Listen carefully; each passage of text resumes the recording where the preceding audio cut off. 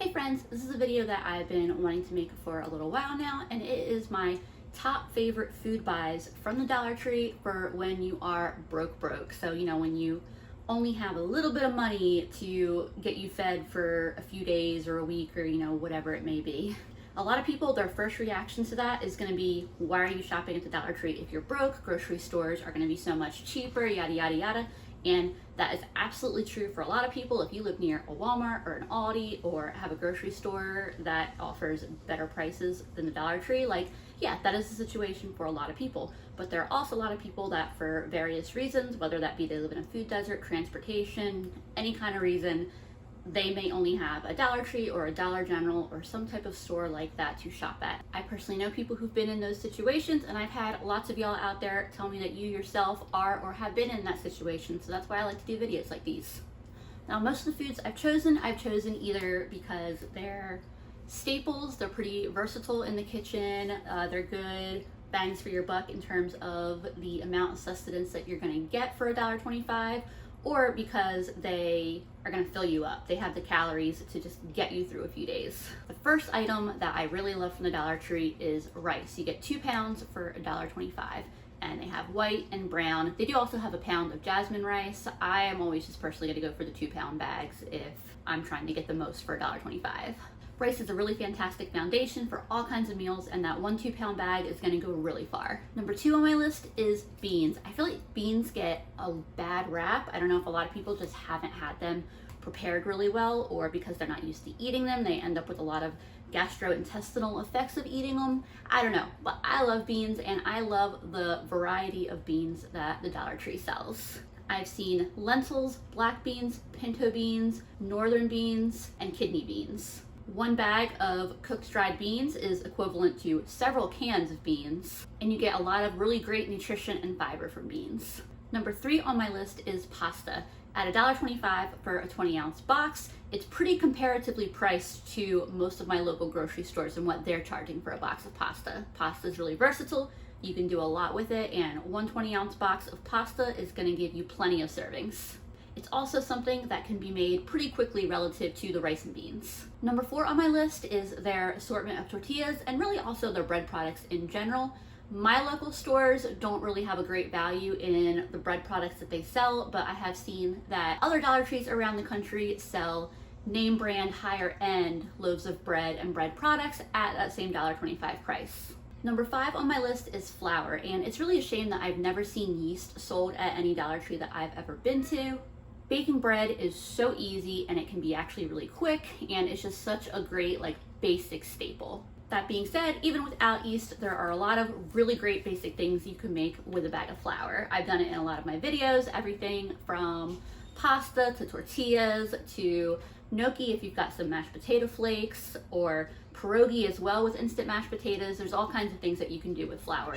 It's such a versatile ingredient, and I'm trying to make a video. And it also will do a lot to fill your belly. Number 6 on my list is peanut butter, and while Dollar Tree's peanut butter isn't exactly the highest quality peanut butter, it's calorie dense, and the strong flavor of peanut butter is really nice if you're eating a lot of other kind of more bland foods like pasta and rice and things like that.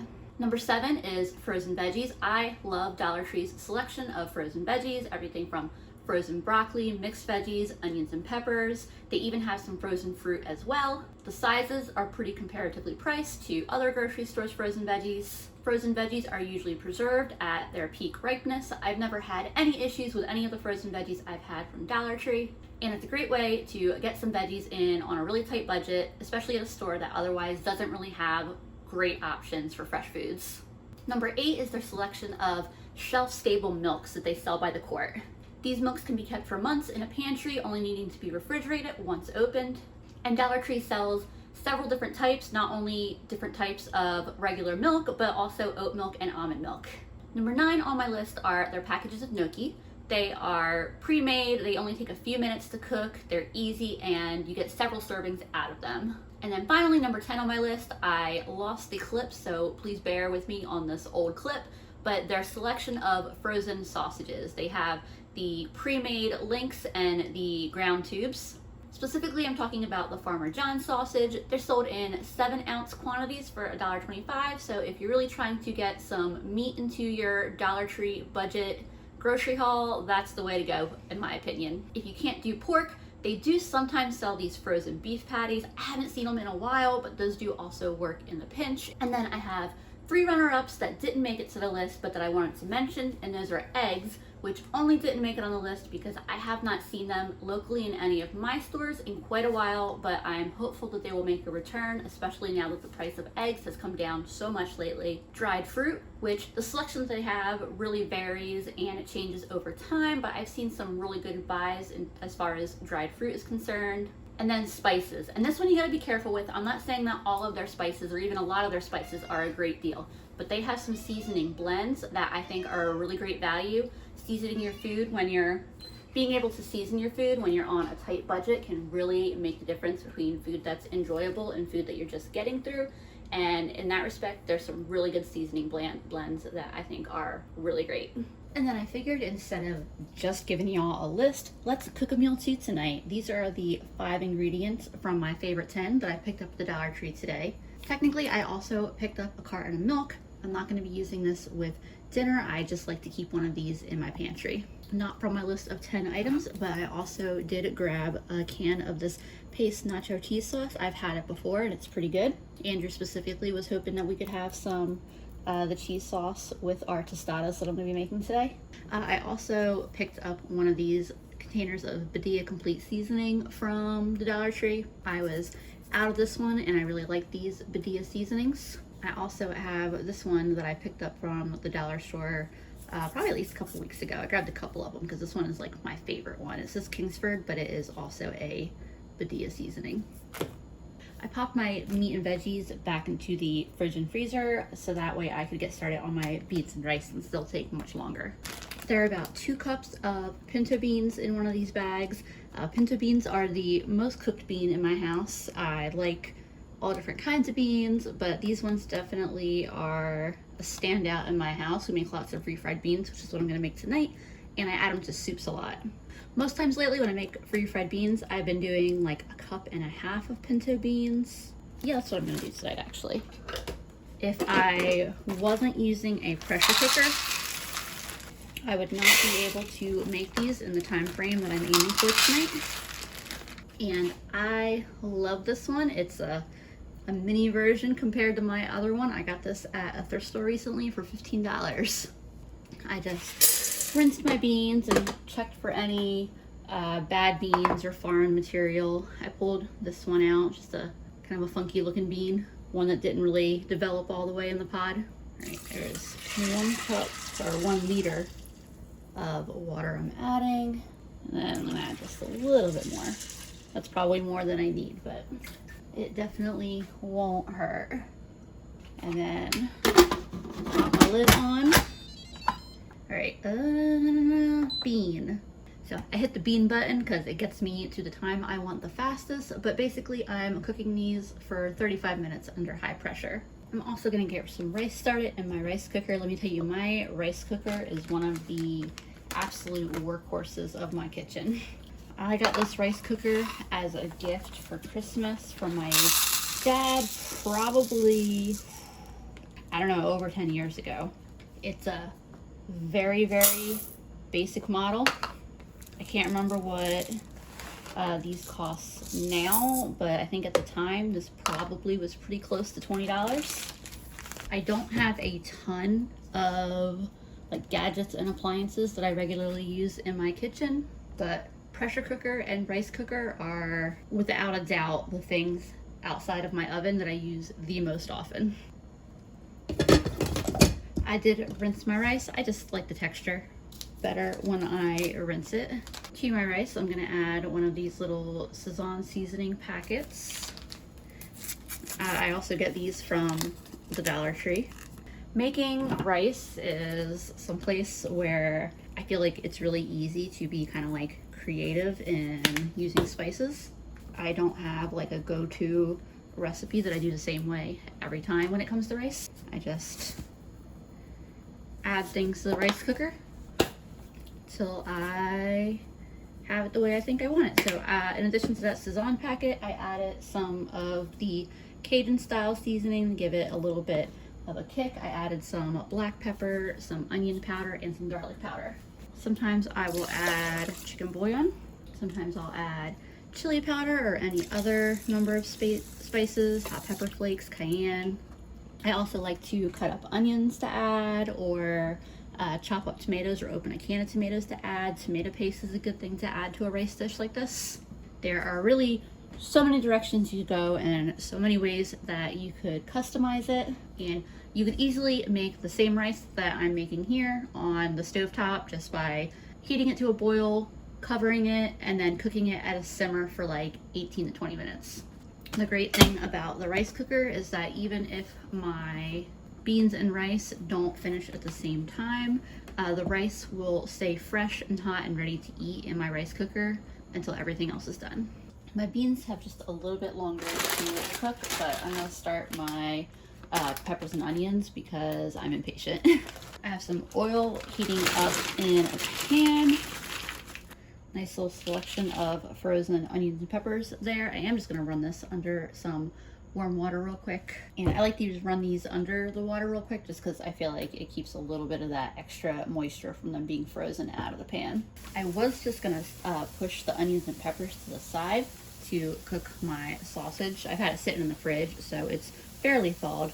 But then I realized I might as well start cooking them in this pan over here. Which, yes, I know this pan looks a little bit rough. I'm replacing it soon. But I'll go ahead and cook the sausage real quick. That way I can use the fat from the sausage in my refried beans and it'll be delicious. Right, everything is starting to sizzle. I'm going to get a little salt and pepper on the veggies, on the onions and peppers. And then my sausage, I'm just going to start breaking up. Because I want it to be more like just like ground crumpled sausage. And these are just shaped flakes. They're not in any kind of like casing or anything. All right, my veggies are getting pretty well cooked. Starting to get some nice color on them.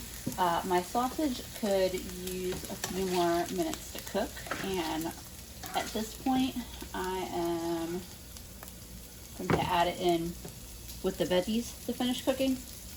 A little bit of that fat and with the veggies will be nice. Give it some good flavor.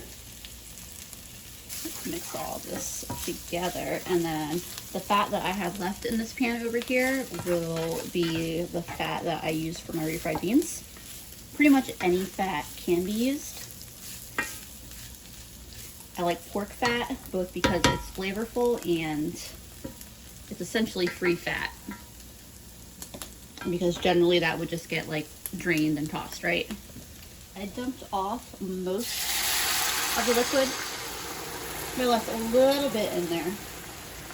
A little bit of liquid will make it easier to mash these up. And if you accidentally leave too much of the liquid in and the refried beans are on the thinner side, you just let them cook a few minutes longer and cook a little bit of that extra liquid off and it'll be just fine. I'm using this little KitchenAid food masher thing that I love, but before I bought this thing, I just used a fork and it worked just fine. This is just a little bit faster and easier is all. So outside of the pork fat, these are going to be a little on the bland side right now, so we want to get them seasoned. I'm actually going to turn the heat off because they're already almost the correct consistency. Adding salt, if it looks like a lot, it's a lot of beans, let's just put it that way. Like, it's a lot of refried beans, so it's not actually a crazy amount of salt for that amount of refried beans. So I'm also adding garlic powder and black pepper, and I'm going to add a little bit of chili powder, a little bit of onion powder, give that a stir. These are really good. I think the last thing I just want to add is some hot sauce. Refried beans are very forgiving in terms of seasoning, and they're a really excellent place to experiment with seasonings. I tasted my veggies and sausage here too, and Want to get a little bit of seasoning on that. I'm just seasoning that Cajun style seasoning, which is primarily like dehydrated onions and garlic and paprika and a few other different spices. I have a bunch of those tostada shells on a tray here, and I'm just going to stick them in the oven for like 3 minutes to warm up. They're okay like this, but they taste so much better if you just warm them up a little bit. And that's not like a Dollar Tree tostada thing. It's any like pre-made tostadas that you get in a package.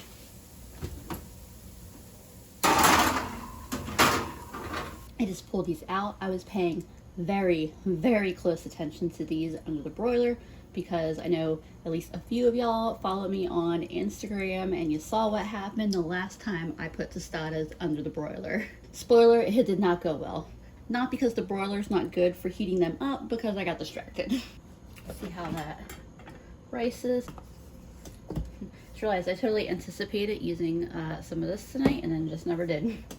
Just giving this kind of a fluff and a stir. There we go. And then there's my nacho cheese sauce, which underwent the super fancy prep of getting poured out of the can into a bowl and put into the microwave for 90 seconds. Alrighty, all the components of our dinner are done and it is ready to be plated up. There's what my tostada looks like. I'm gonna just get them one at a time because that's how I usually do it, but I'll eat 2 or 3 of them. And then I still have half a bag of tostada shells and like half a cup of beans and more than half a bag of rice that I can use for future meals. So let me know what you thought of my list of 10 things. What would you change? What would you add? I know for me, they're definitely all items that I've enjoyed in a pinch. Eating when you're super broke can be hard, but it doesn't have to be unenjoyable, you know? It can be great food. I'm gonna go and enjoy the rest of this, but I hope you enjoyed the video today, and I will see y'all again very soon.